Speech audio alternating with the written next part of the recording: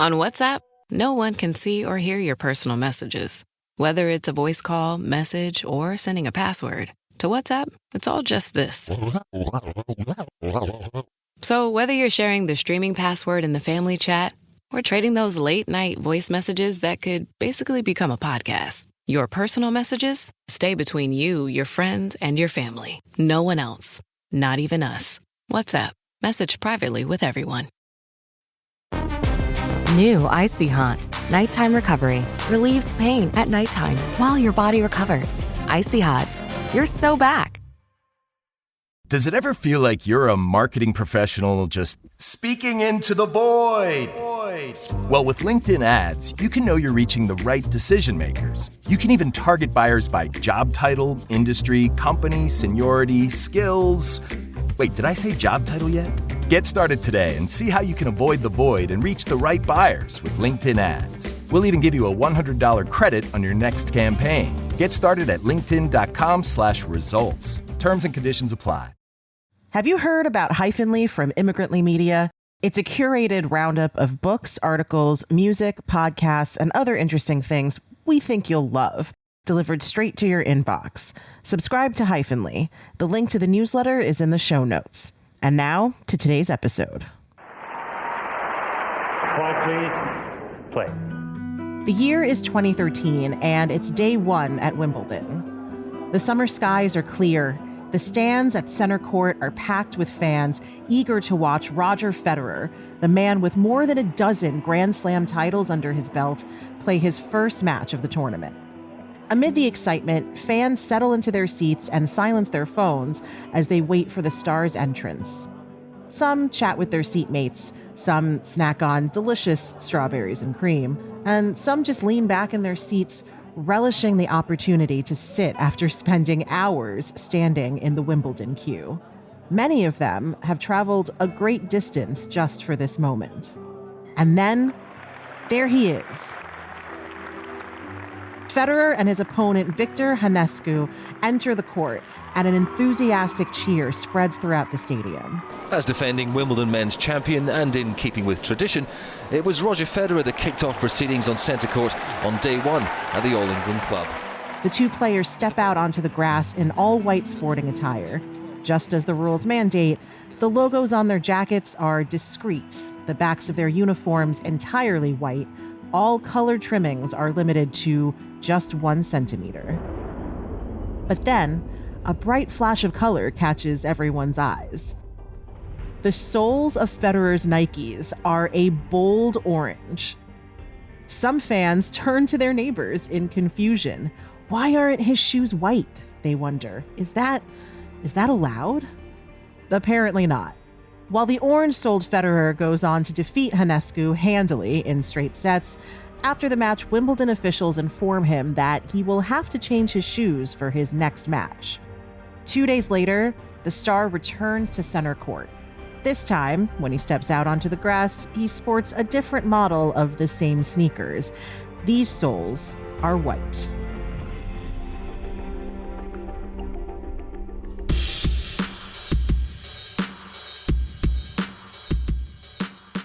Hey everyone, it's Kavitha Davidson, and welcome to another episode of Sportly.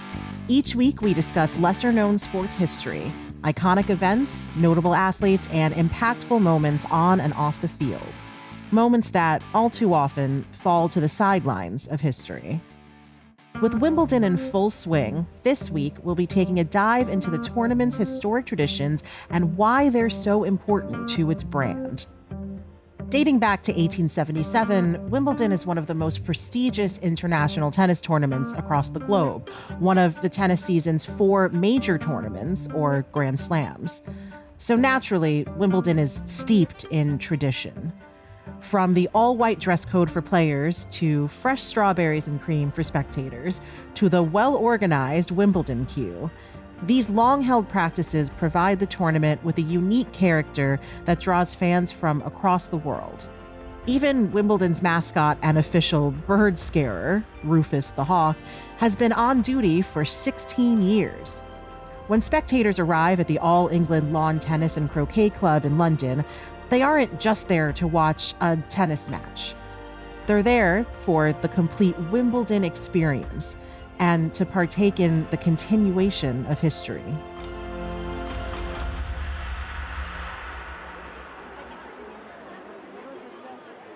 When you think of Wimbledon, you may very well picture the world's top tennis players running back and forth across the grass courts in all-white attire.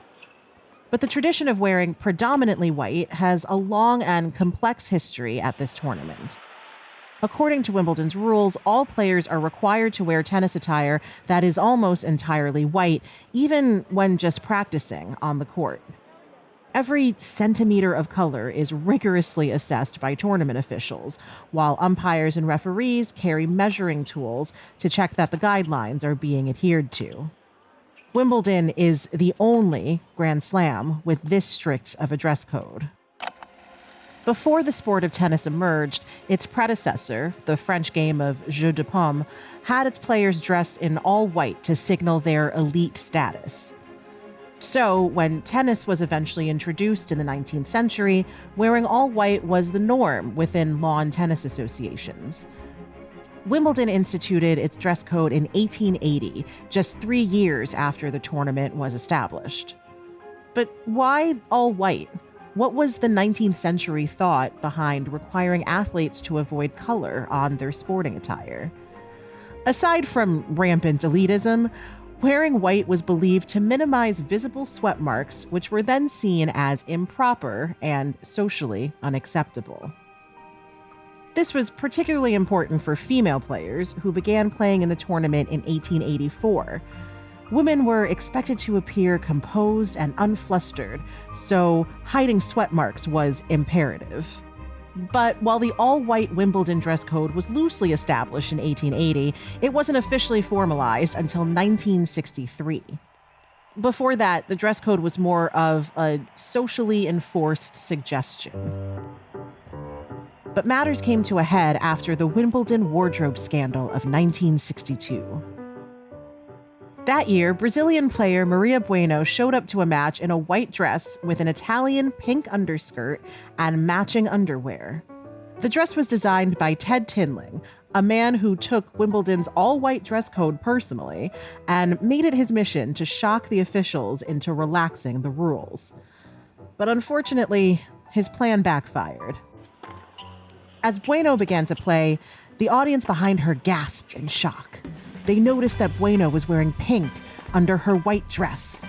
Pink! At Wimbledon!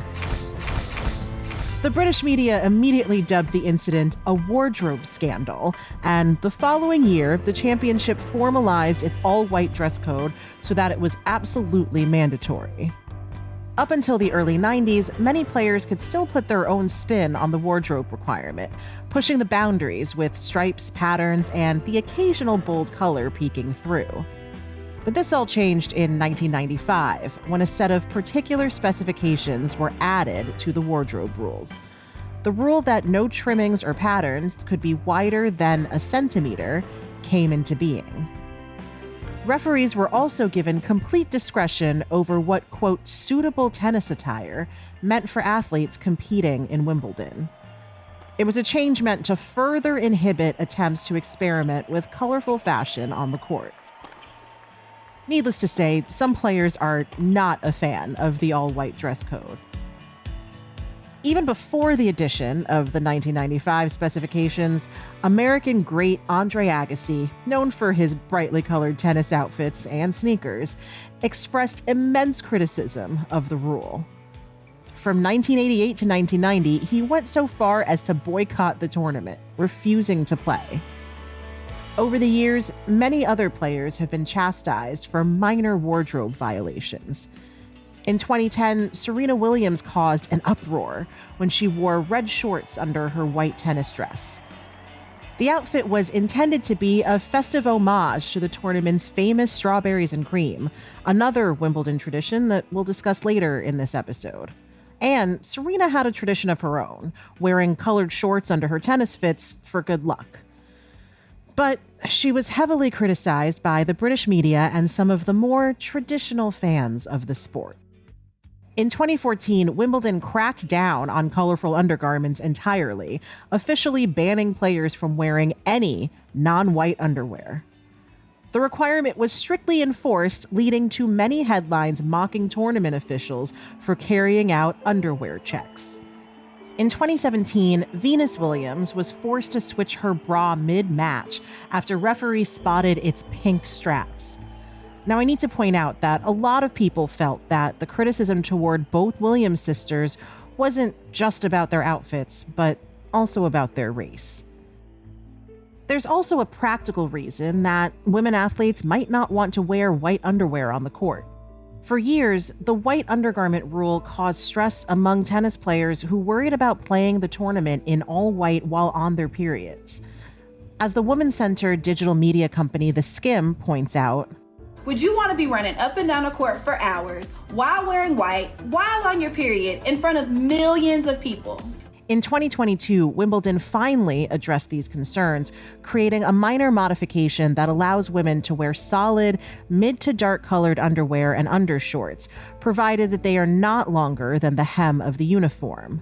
The Skim further explains. This new change at Wimbledon comes after protests from fans and athletes, plus criticism from current and former tennis players, including Billie Jean King. And while a dress code change may seem small, it's a huge step for women in sports.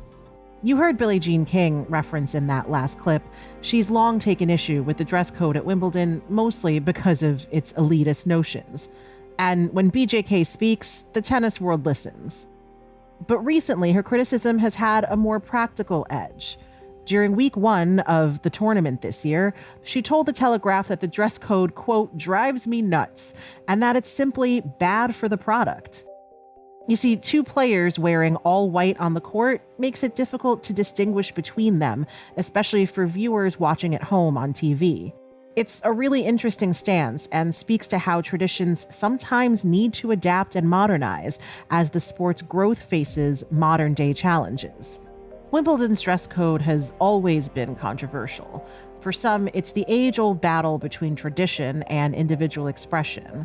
For others, it's historical elitism refusing to give way. Today, it's difficult to think about Wimbledon without thinking of players dressed in all white. It is, its proponents argue, part of what makes the tournament so unique. But maybe that can change as the sport continues to evolve.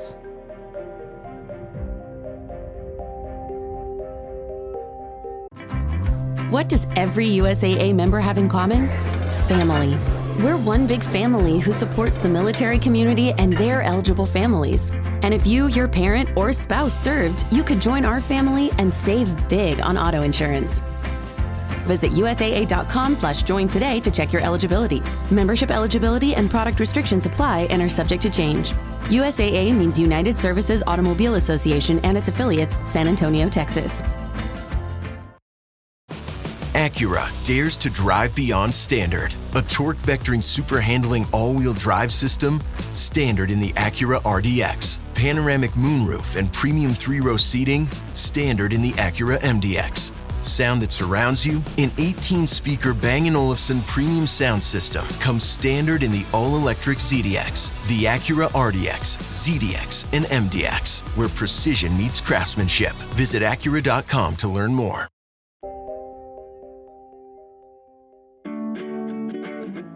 While Wimbledon is full of rules and regulations for players and staff, some long-held traditions are meant particularly for spectators. Strawberries and cream are a staple of any Wimbledon tournament. Walking through the Wimbledon grounds, spectators are frequently met with the opportunity to purchase a bowl of ripe, fresh strawberries and rich, delicious cream. Fans can even be spotted munching on their strawberries in the stands as they enjoy an exciting match. The snack is incredibly popular. In 2024, over 2.5 million strawberries and 13,241 liters, that's nearly 3,500 gallons, of cream were sold during the championship. That translates to more than 250,000 portions of strawberry and cream. Clearly, fans can't get enough. Would you mind tasting them for us, please? And just telling them how they are. Really good, yeah. Brilliant. Very good. Strawberries ever. Summer is Wimbledon, summer's tennis, summer strawberries, and champagne as well, of course. Strawberries go really good with the cream. I'm getting a thick, nice, succulent cream. Sensationally sweet, melts in the mouth. So how did this delicious treat become a Wimbledon classic? Well, strawberries and cream are a distinctly British snack. It's believed that the combination was first introduced at a lavish banquet in 1509 by Cardinal Thomas Wolsey, King Henry VIII's right-hand man. Some rumors claim that Wimbledon had strawberries and cream on its lawns from the very first tournament, when spectators would bring the summer snack from home. Others say that it was King George V who officially introduced the combination to the tournament in the early 1900s. Back then, strawberries were in season for just a few short weeks during the summer, coinciding perfectly with Wimbledon. Due to their limited availability and the lack of refrigeration, the fruit was extremely expensive. They were a luxury. So casually eating them while watching a tennis match was a sign of affluence. In the early days, Wimbledon was largely reserved for the upper classes. At the time, lawn tennis was a pastime solely for the elite. Tennis first emerged among the British aristocracy, who preferred to entertain their guests at home in their own backyards rather than travel large distances to play in indoor courts. Even when Wimbledon began, the tournament was seen primarily as a form of recreation, adhering to the Victorian ideal of amateurism. This means that sports were played purely for the love of the game rather than for monetary gain, limiting play only to those who could afford not to make a profit and who had leisure time, people who weren't working the fields. As a result, the tournament was played and attended primarily by members of the upper class who had the time and money to partake in this activity. So it's unsurprising that luxurious strawberries and cream became the tournament's trademark snack. However, a century later, freshly picked strawberries and cream are enjoyed by all at Wimbledon, representing greater accessibility and inclusion. You can now buy a bowl on the grounds for just £2.70.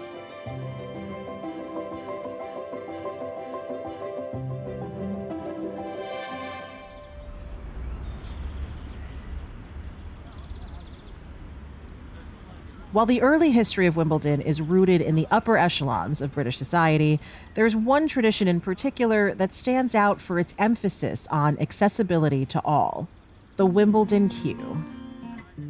In an age of pre-sales and StubHub and dynamic pricing, Wimbledon is the last remaining international sporting event where fans can purchase reasonably priced tickets on the day of the match. In fact, this is one of the most reliable ways to get tickets. But in order to do so, fans have to show up in person and get in line. Each day of the 2-week tournament, thousands of fans line up in Wimbledon Park. Many are hoping to get one of the 500 tickets set aside for one of the show courts. This includes center court as well as courts 1, 2, and 3. Others are happy with one of the several thousand ground passes given out each day, providing access to lower-level courts. Those who want show court tickets often camp out in Wimbledon Park overnight.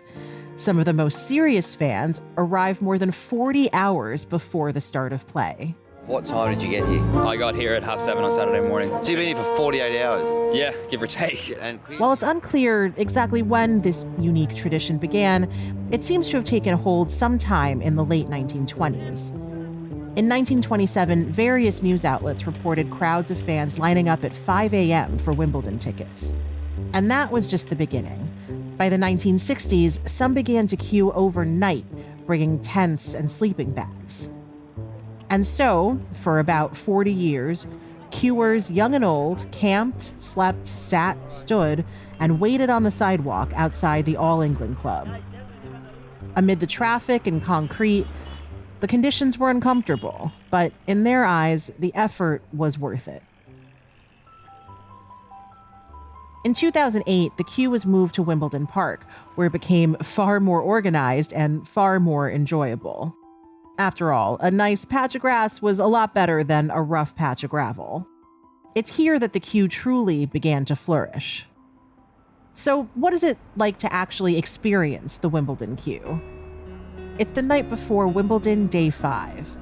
Imagine a dedicated fan, She arrives at Wimbledon Park early, ready to join the queue and prepared to camp out all night. In true British fashion, the queue is orderly and polite, maintained by a group of dedicated and trained stewards. They work in shifts, providing service 24 hours a day and working to solve any and all issues that might pop up. Upon entry, the fan is handed a cue card and a manual of rules, 17 pages of rules of conduct. This includes points such as no music or loud noise from 10 p.m. to 7 a.m., restraint in smoking, vaping, and alcohol consumption, maximum tent occupancy of 2 people, and food deliveries to be picked up at the Wimbledon Park Road gate only. Perhaps most importantly, fans cannot leave the queue for more than 30 minutes at a time. And yes, this is actually enforced. Stewards regularly come around to check that individuals are still on site. They want to make sure that fans haven't merely set up camp to hold their spot in line before retreating to a nearby pub or hotel for the night. If they think you've left, they'll pack up your stuff for you and you'll lose your spot in the queue. Manual in hand, the fan makes her way to the end of the queue and pitches her tent in one of several numbered rows. She then enters her queue ID on the Wimbledon app, officially registering her spot. This makes it impossible for people to cut the line. Across the grass, people sit out in groups, enjoying the summer evening air. Some sit in lawn chairs, some play board games, some reach into a nearby cooler for a snack or a drink. Off to the side of the tents, a group of children kick around a soccer ball until curfew. For many, this isn't just a line, it's an experience, and they've come prepared. The park is replete with facilities: Wi-Fi, bathrooms, water refill stations, food outlets, first aid provisions, and phone charging stations. Medical staff and security remain nearby in case of an emergency. After a pre-packed dinner out on the lawn and a quick trip to the bathroom, the fan settles into her tent for the night, drifting off to sleep. She's awoken sometime between 5:30 and 6 a.m. by a steward tapping on the flap of her tent. Time to get up. After packing up her stuff, she and the rest of the queuers are directed to leave their bags and equipment in the left luggage facilities for the day, and then retake their place in the queue of sleepy campers. And so the day begins. At 7:30 a.m., they're handed wristbands in the order of their arrival, but it's not time yet. It'll be several hours before ticket distribution begins at 9:30 a.m., and this is when the line begins to move. Until then, they all have to wait patiently. As our waiting fan soon comes to realize, the queue is not simply a line, but a social experience, a gathering of the most dedicated lovers of tennis. While the waiting is long and exhausting, it's also pretty fun.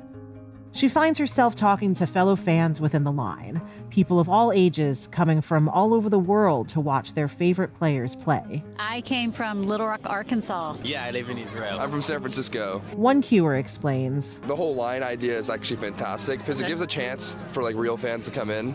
So if you really want to see a match and you want to see the players, you definitely can. And so although it's a bit of a wait, these are the true fans that are out here. And so the woman makes friends. And what she finds is a shared appreciation for the unique experience that they have all chosen to endeavor in. Oh, it's the best experience. I think Wimbledon without the queue isn't Wimbledon. We all met each other through the queue, and we've been friends for 3-4 years. This is what brings fans back each year, the sense of community. And some just can't stop coming back. 44th year. 44.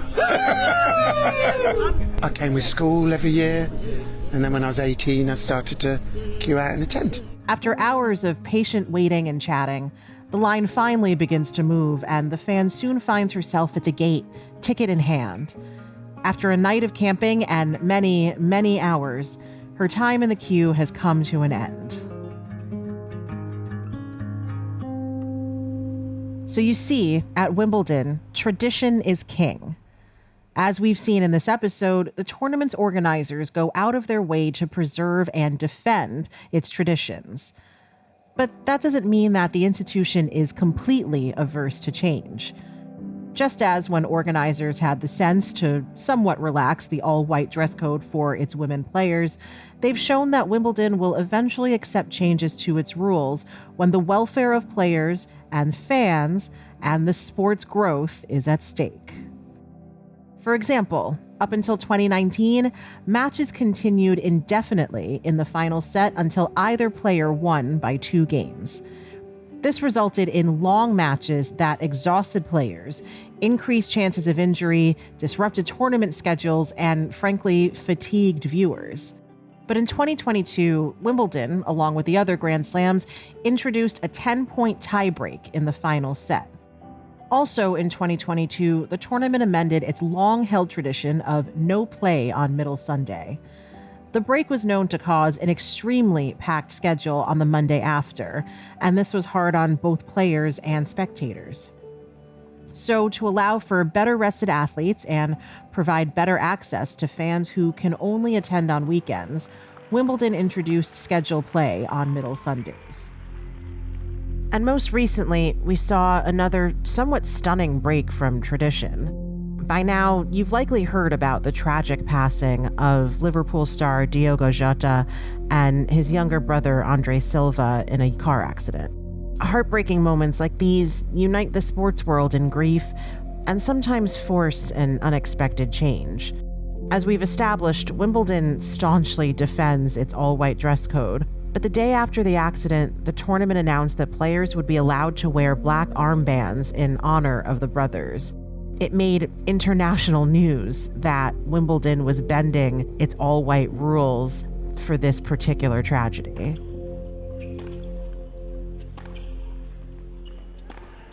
In its long history, Wimbledon has faced many questions over its strict adherence to rules and strong resistance to change, especially when it comes to long-held traditions and partnerships. As Richard Lewis, Wimbledon's former CEO, put it back in 2018. What we'd focus on is our brand. We are very keen to maintain our traditions and our heritage and celebrate that, and only change where we believe change is justified. The tournament's respect for tradition goes beyond the symbolic and into practical business relationships as well. Most of their suppliers, for instance, the farm that grows the strawberries sold at its stands, have had decades-long partnerships with Wimbledon. Slazenger, the official supplier of tennis balls to the championship, has had the longest-running partnership with Wimbledon in sporting goods history. It began in 1902 and has continued without a break for more than a century. It's a well-known fact that Wimbledon only has a few advertising partnerships, despite the many companies lining up to be a visible part of the event. But for its organizers, the brand is about traditions beloved by its fans. And we think the more sponsorship there is in other venues and signage and all that sort of thing, the more special it makes Wimbledon and in particular Centre Court. And actually, to be honest, that makes us more valuable. And so, tradition prevails. It's hard to know what the future of Wimbledon may hold, which players will rise to the top, and how many fans will continue to walk through the gates each year. But whatever that may look like, it's likely to include strawberries and cream, a queue of dedicated tennis fans, and, of course, some of the best tennis in the world.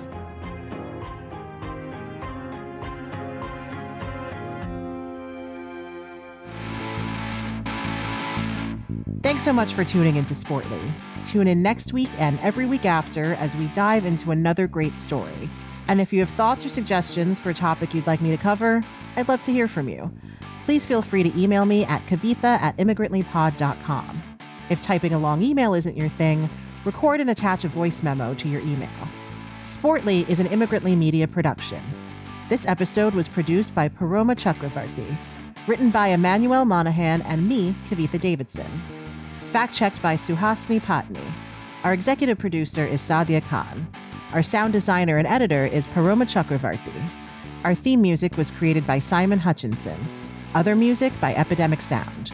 Tune back in next week and every week after for more Sportly.